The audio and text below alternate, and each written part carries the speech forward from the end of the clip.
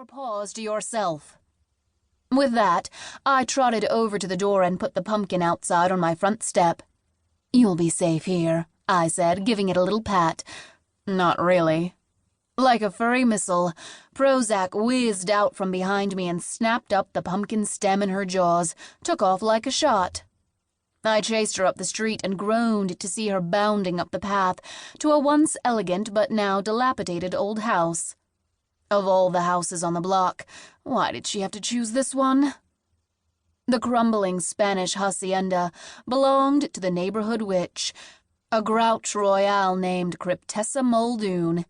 That wasn't her real name, of course. That was the name of the character she played decades ago on a third-rate sitcom, a sorry cross between Bewitched and The Munsters called I Married a Zombie. Cryptessa was the zombie in question, delivering her lines in a long black wig and slinky dress cut so tight it was practically a tourniquet. After one laugh-free season, the show had been cancelled, and Cryptessa, as everyone on the block still called her, never worked again. Which, over time, turned her into a bitter, wackadoodle dame. She'd been living on the block ever since I could remember, growling at me whenever I'd had the temerity to park my car in front of her house. I'd tried my best to stay under her radar, and up until that moment I'd pretty much succeeded. But all that was about to change. Now, as I raced past her Do Not Trespass sign, desperately trying to catch up with Prozac, Cryptessa came bursting out of her front door, eyeing me with wild-eyed paranoia. No longer the least bit slinky, she wore ketchup-stained sweats, her stringy hair dyed a most startling shade of shoe-polish black. "Hi there," I said, hoping to disarm her with a friendly wave.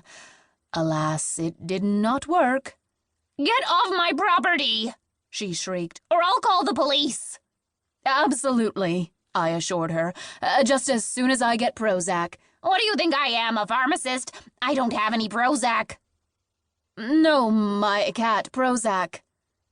I dashed around the side of the house, where I found Prozac staring transfixed into Cryptessa's window. Pumpkin Face lying abandoned in the grass. Following her gaze into the open window, I saw a dull green parakeet perched on wobbly legs in a cage, feathers mottled with age. The poor thing had been minding his own business, no doubt dreaming fond dreams of juicy worms, when he looked down and saw Prozac staring up at him.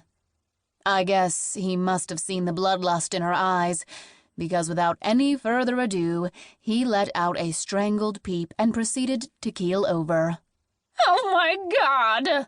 cried Cryptessa, who'd raced up to the window.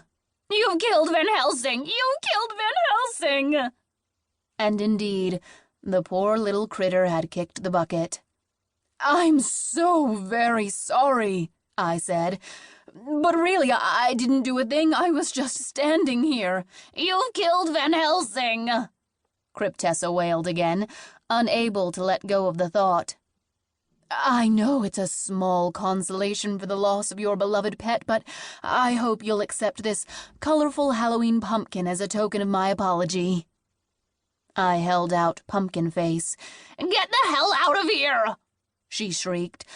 Only too happy to oblige, I grabbed Prozac and scooted off to freedom, leaving the pumpkin behind, just in case Cryptessa changed her mind. Back home, I read Prozac, the riot act. "Bad kitty, very bad kitty. You ran away from home and scared a poor little parakeet to death. Whatever am I going to do with you?"